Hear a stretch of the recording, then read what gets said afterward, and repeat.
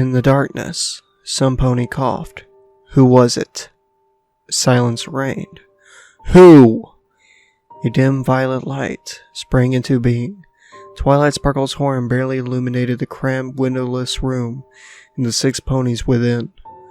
A world of dark purples and inky blacks sprung into being, colors distorted by the monochrome aura of the magical implement. Shadows pulled in the corners, lurking just beyond the reach of the unicorn's spell. Rainbow Dash watched as Twilight glared at each of her friends in turn. None spoke. Silhouettes danced along the walls as the unicorn moved her head, causing the light to jerk and shift. Pinkie Pie huddled near the barred door, eyes wide and uncomprehending as she stared off into the uncertain distance. The baker twisted slightly, squeezing the bag of flour as she clutched so tightly to her chest. On the room's only bed, Rarity lay next to Applejack, her head buried in the farmer's shoulder. The dressmaker shook as she sobbed quietly. Dash didn't know whether the unicorn's distress was because of their situation or because of their hygiene.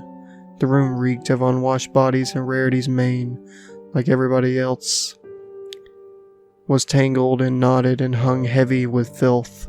Applejack, for her part, merely stared stoically back at Twilight Sparkle when the librarian's gaze turned to her. And then those eyes were on Dash and on Fluttershy. The two were locked in an embrace, and it was the only comfort they had in the room. The weather pony found her voice with the other Pegasi began to shudder. What does it matter? Twilight Sparkle's brow furrowed. Get serious, Dash. It's better for 5 of us to get through this than none of us. Coughing is the only warning we get. Fluttershy's whisper carried well enough in the enclosed space. Couldn't we, wait and see? It could just be because of dust or a cold. Please? I really wish we could risk it, Fluttershy, Twilight said, the sharp edge of her voice softly slightly. But there's no going back once it reaches the final stage. You saw what happened out there. Do you really want that in here? Applejack sighed, then spoke up. She's right, Sugar Cube. It's not contagious until the end. We got a choice to make. 1 death or 6. Rainbow Dash gritted her teeth. There isn't anything that can be done. Can't your magic cure it? Stop it? Slow it down? She paused, then added in a hoarse whisper. Anything? The unicorn shook her head. Even the princess can't cure it. She can only contain outbreaks that do happen. Every carrier has to die. That's the only way for the rest of us can be safe. The only way the rest of Equestria can be safe. You know that, Dash. Time matters here. Why are you stalling? The weather pony's mouth worked, but no words came forth.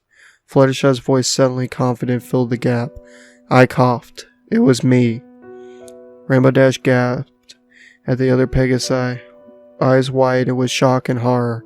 The pink-maned mare turned to look at her and spoke once again hesitant. It's okay, it'll be okay. I couldn't live with myself if any of you died. I could have prevented it. It's better this way. Dash shook her head slowly and whispered a single no. Applejack's voice was grim. Her mind's made up. It's a tough choice, but Fluttershy's got the strength of an ox on the inside.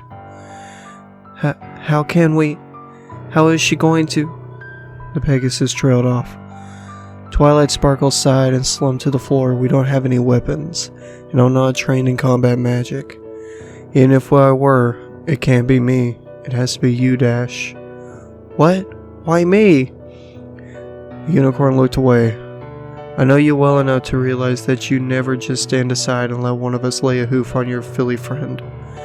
Maybe intellectually you know that it's necessary, but your emotions get the better of you. Ask yourself, if it is to be any of us, would you really want any pony but yourself to?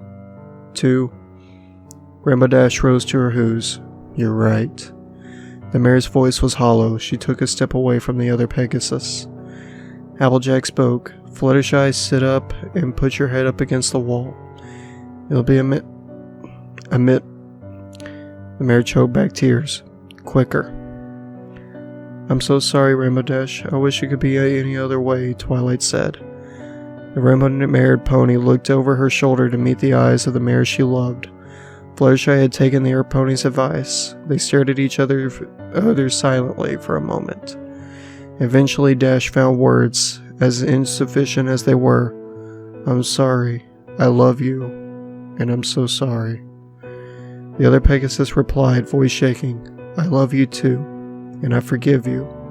It's better this way. Just make sure no pony takes care of the animals when this is all over. Make sure some pony takes care of all the animals when this is all over. When everything is back to normal." Rainbow Dash whispered, "I promise." She'd take aim. $1, it would be quick. Fluttershy deserved that much at least.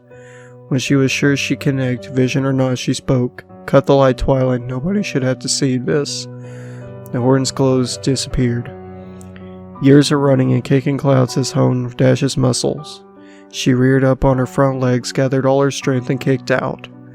She connected with a dull thud and accompanied by the sensation of warm droplets splattering across her flank.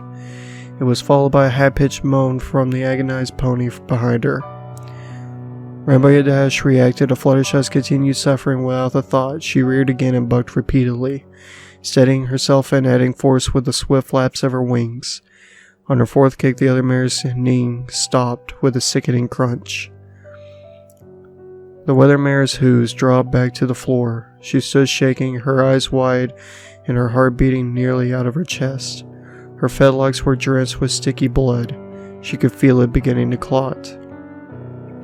She wondered despite herself whether the mess would stain, whether her coat would always be the red residue of her deed. She wept quietly to herself. Silence reigned, and in the darkness, some pony coughed.